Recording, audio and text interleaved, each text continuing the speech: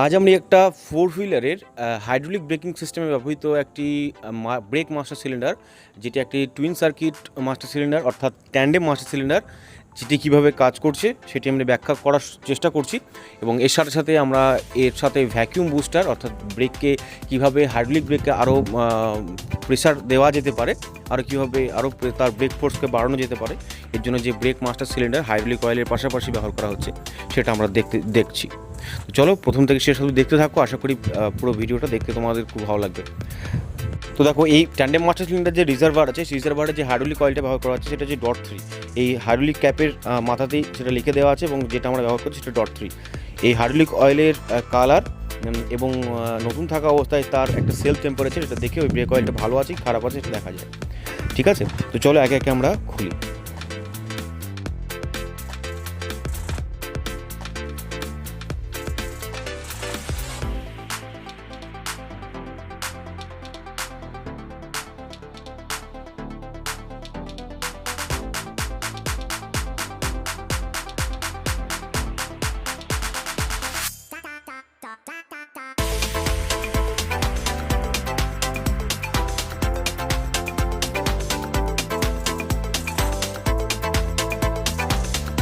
Break বুস্টারের nut দুটো খোলার পরে আমাদের এই ব্রেক পাইপে 10 মিলিমিটার নাট দুটো খুলতে হবে। এটা খুব সাবধানে খুলতে হবে, এই জায়গাটা অনেকটা টাইট থাকে এবং স্লিপ হয়ে যাওয়ার চান্সেস থাকে। তো এক্ষেত্রে অনেক সময় ব্রেক পাইপ খুলতে চায় না, সেক্ষেত্রে কেটে অনেকটা নষ্ট করতে হয়। তো সাবধানে আমাদের খুলতে হবে যাতে জিনিসটা কেটে না যায়।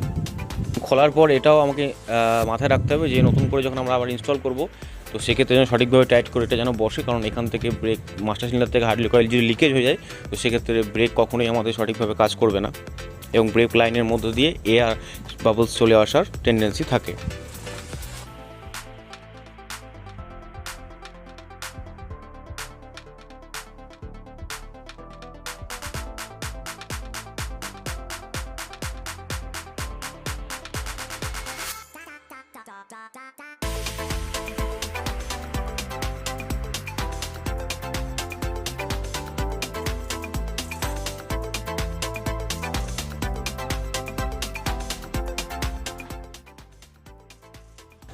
এটি হচ্ছে প্রেসার রেগুলেটিং ভালভ বা ডাইরেকশন রেগুলেটিং ভালভ বা ডাইরেকশন কন্ট্রোল ভালভ, তুমি যাই বলতে পারো। এটা হচ্ছে সার্কিটকে ভাগ করে। মাস্টার সিলিন্ডার থেকে হাইড্রোলিক অয়েল হাই প্রেসার বেরিয়ে আসার পরে এটা ফ্রন্ট এবং রিয়ারে কোন হুইলে ক্যালিপারে এবং কোথায় হুইল সিলিন্ডার যাবে এটা নির্ধারণ করে। এখান থেকে চারটে চাকায় চারটে ব্রেক পাইপ ভাগ হয়ে যাচ্ছে।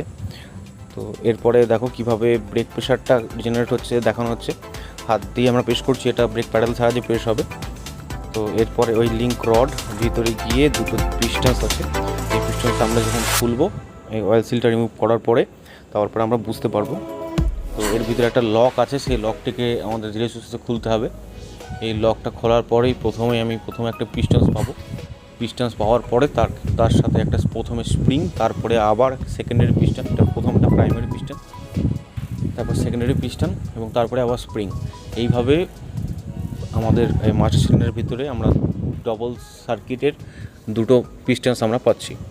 তো আমাদের এখানে একটা জিনিস মাথায় রাখতে হবে, ব্রেক যখন আমরা প্রেশারাইজ করছি তো প্রাইমারি পিস্টনস আমাদের ব্রেক প্যাডেলের ফোর্সের সাহায্যে যখন সামনের দিকে এগোচ্ছে তখন হাই প্রেশার হাইড্রোলিক অয়েল সেটা প্রাইমারি সার্কিটের প্রথম যে ডেলিভারি লাইন সেখান থেকে চলে এসে আমাদের স্বভাবতই প্রথমে ফার্স্ট আমাদের ফ্রন্ট হুইলের ক্যালিপারের দিকে যাবে, কারণ আমাদের সামনের চাকায় ব্রেক ফোর্স বেশি প্রয়োজন পড়ে। তো সেক্ষেত্রে তারপর সেটি প্রেশারাইজড হওয়ার পর সেটা প্রেশারটা কিছুক্ষণ হোল্ড করার পর সেই প্রেশারের ফলে দ্বিতীয় যে পিস্টনটি সেটি চাপা পড়বে এবং দ্বিতীয় পিস্টনটির সামনের দিকে এগিয়ে গেলে দ্বিতীয় পিস্টনের যে ডেলিভারি ভালভ আছে সেখান থেকে এই হাইড্রোলিক অয়েলটা হাই প্রেশারাইজ বেরিয়ে আসবে। তো এই ক্ষেত্রে এই টুইন সার্কিট মাস্টার সিলিন্ডারের ক্ষেত্রে এটাই সুবিধা যে মাস্টার সিলিন্ডারের ক্ষেত্রে যদি প্রাইমারি সার্কিট যদি ফেলিওর হয়েও যায় তো সেক্ষেত্রে সেকেন্ডারি সার্কিটের ব্রেক কিন্তু ফেলিওর হবে না, অর্থাৎ হাইড্রোলিক অয়েল কিন্তু পৌঁছবে। বা সেকেন্ডারি সার্কিটের যদি কোনো ব্রেক হাইড্রোলিক অয়েল কোনোভাবে প্রেশারাইজ না হয় প্রাইমারি সার্কিটের ফলে অন্তত যে কোনো একটা সার্কিট অন থাকবে। তো অনেক গাড়িতেই দেখা যায় যে সেক্ষেত্রে একটা লাইন থেকে ফ্রন্টের ডান দিকে এবং পিছনের বাঁ দিকে এবং কখনো ফ্রন্টের লেফট এবং ফ্রন্টের রাইট এইভাবে ভাগ ভাগ করে সার্কিট করা থাকে। এটা ডিপেন্ড করে গাড়ির লোডিং ক্যাপাসিটি কীরকম আছে, গাড়ির লেন্থ কীরকম আছে, গাড়িতে কী ধরনের কত কিলোমিটার পার আওয়ার গাড়িটা ছুটবে এবং গাড়িতে ব্রেক ফোর্স কীরকম প্রয়োজন আছে এর উপর ভিত্তি করে কিন্তু নির্ভর রয়েছে। এখানে দুটো সিলিন্ডার রয়েছে, দুটি এটা একটাই রিজার্ভার, কিন্তু রিজার্ভারের ভিতরে ডবল প্যাসেজ রয়েছে, প্রথমটার জন্য এবং দ্বিতীয়টার জন্য। কারণ প্রথম পিস্টন যখন সামনের দিকে মুভ করবে তারপরেই তার প্রপোর্শনেটিং ভালভ খুলে গিয়ে সেটার হাইড্রোলিক অয়েল প্রেসারাইজড হয়ে ডেলিভারি ভালভ দিয়ে বেরোবে। তো পিছনে এটা দেখো, এটা হচ্ছে তোমার ব্রেক ভ্যাকুয়াম বুস্টার বা ব্রেক বুস্টার বলে থাকি। ইঞ্জিনের ভ্যাকুয়াম ইউজ করে আমাদের যে ব্রেক ফোর্সকে বাড়িয়ে দেয়।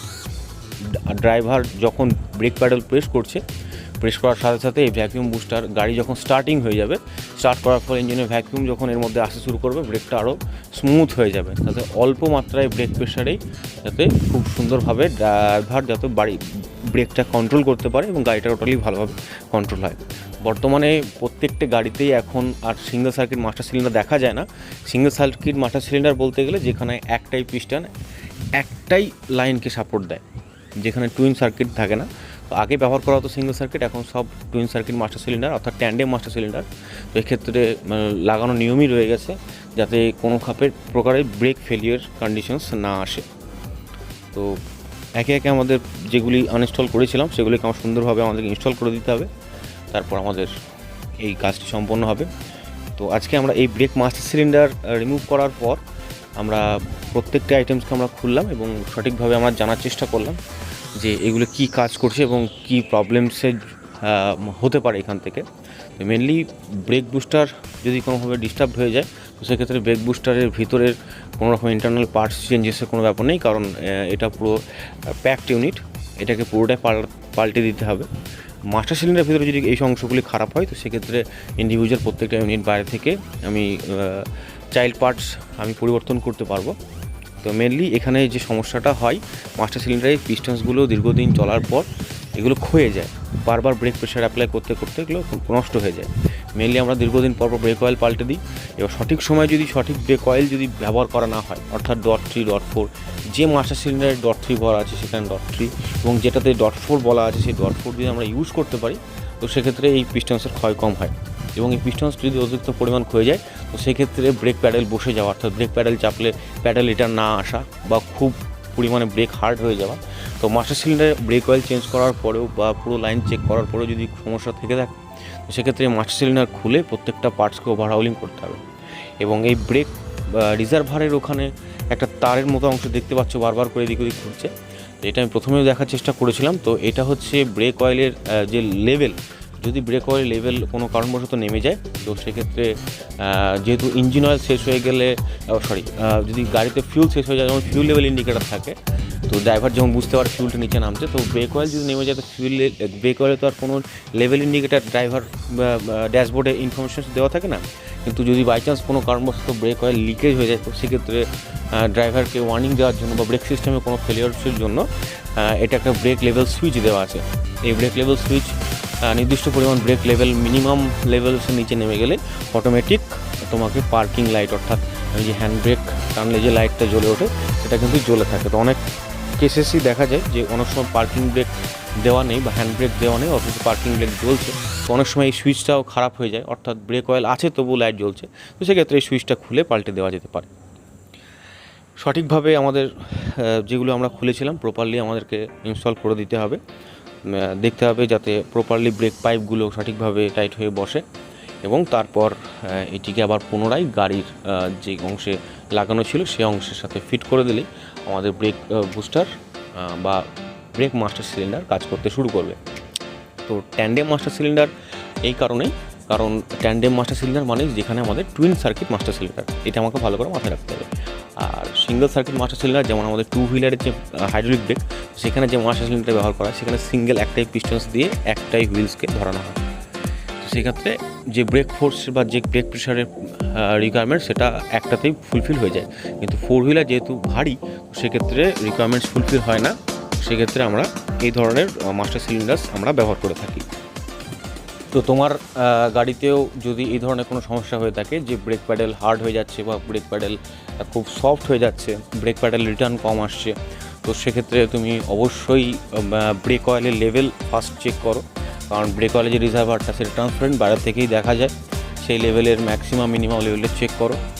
প্রথমত লেভেল যদি কম থাকে তো টপ আপ করো, টপ আপ করার পরে যদি তবুও কন্ডিশন সেম থেকে যায় তো সেক্ষেত্রে পুরো ব্রেক অয়েলের কন্ডিশনটা চেক করো। ব্রেক অয়েলটা কন্ডিশন চেক করার পর যদি ঠিক থাকে বা খারাপ থাকে সেটা চেঞ্জ করে দাও। যদি ঠিক থাকে তো সেক্ষেত্রে প্রথমে 4টে হুইলসে দেখো, যদি ড্রাম ব্রেক থাকে সেখানে মাস্টার হুইল সিলিন্ডারকে চেক করো সেখানে লিকেজ আছে কিনা, সেখানের মুভমেন্ট ঠিক আছে কিনা। আর যদি ডিস্ক ব্রেক থাকে সামনে বা পিছনে তো সেক্ষেত্রে ব্রেক ক্যালিপার চেক করো, ক্যালিপারের পিস্টনসের মুভমেন্ট দেখো সেখানে কোনো অসুবিধা রয়েছে কিনা, না হলে ব্রেক মাস্টার সিলিন্ডার ওভারহাউলিং করলেই সমস্যা মিটে যাবে।